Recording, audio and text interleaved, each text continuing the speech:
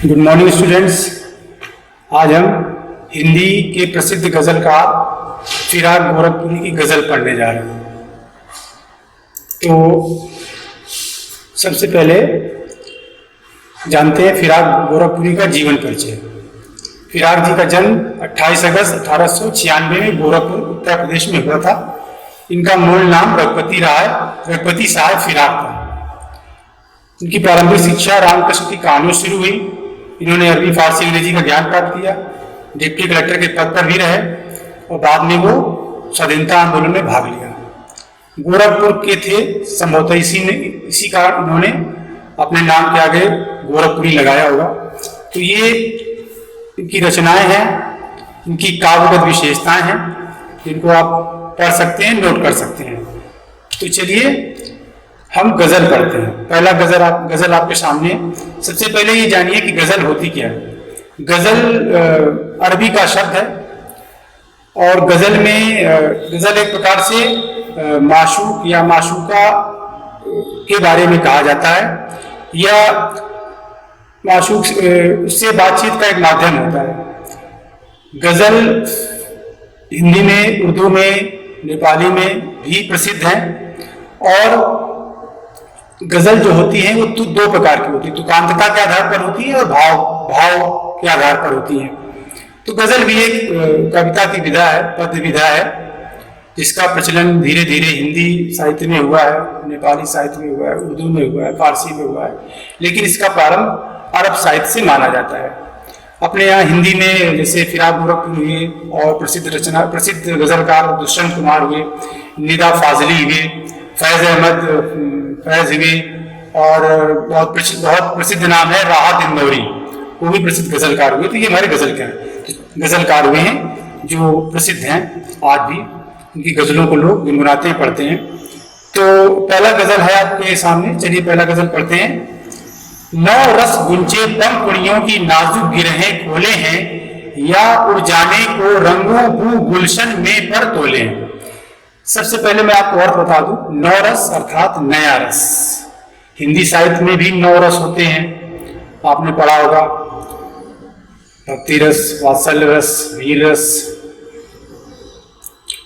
श्रृंगार रस, रौद्र रस, शांत रस, इस प्रकार से हिंदी साहित्य के 9 रस होते हैं। तो प्रकृति में भी 9 रस अर्थात नया रस व्याप्त हो गया है। 9 रस अर्थात नया रस। गुंचे कलियां या गांठें कलियों की, पंखुड़ियां नाजुक, सॉफ्ट, मुलायम, गिरहें गांठें, गुंचे कलियां, गिरहें गांठें, या उड़ जाने को रंग और खुशबू, रंग और गंध, सुगंध। गुड स्मेल, बैड स्मेल यहाँ पे अर्थ है फूलों की खुशबू से। गुलशन बाग बगीचा को बोलते हैं। परतोले हैं।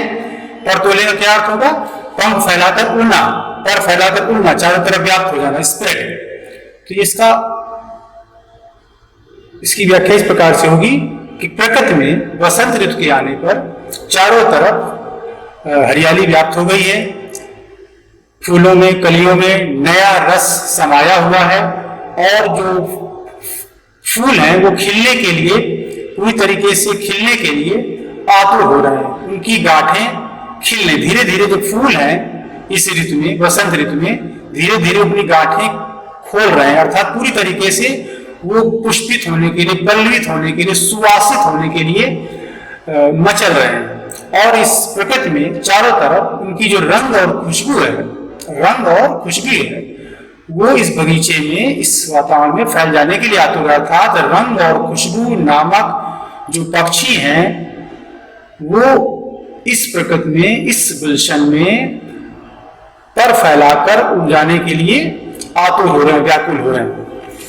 तो ये इसका भाव सौंदर्य हुआ, इसकी व्याख्या हुई। अब ये इसकी जो शिल्प सौंदर्य है, या यूं कह लो कि जो इसका काव्य सौंदर्य है, काव्य सौंदर्य के अंतर्गत हम 2 चीजों को रखते हैं। काव्य सौंदर्य के अंतर्गत भाव सौंदर्य और शिल्प सौंदर्य रखते हैं।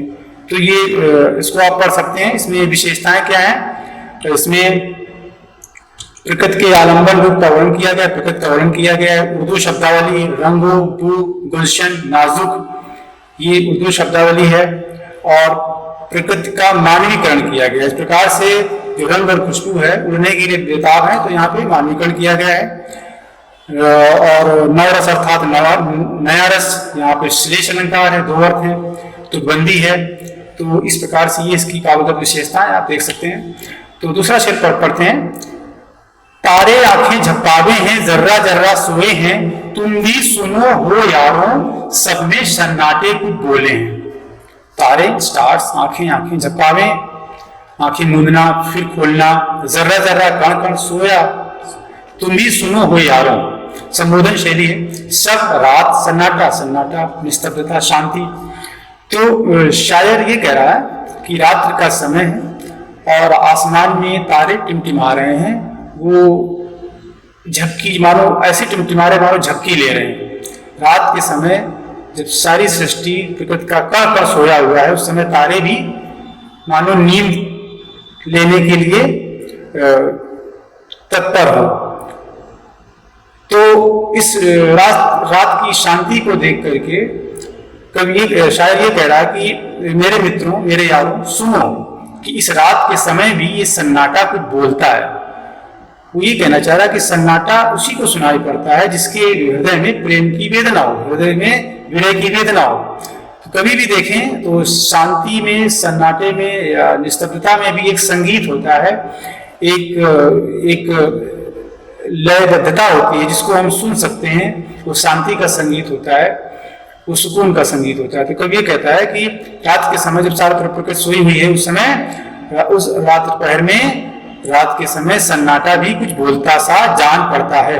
तो इस प्रकार से सन्नाटा बोलना यहाँ पे विरोधाभास है, तो यहाँ पे विरोधाभास अलंकार हुआ। तो सन्नाटे का बोलना प्रकृति के उद्दीपन रूप को दर्शाता है। रात्र के मौन का बड़ा ही सुंदर चित्रण है।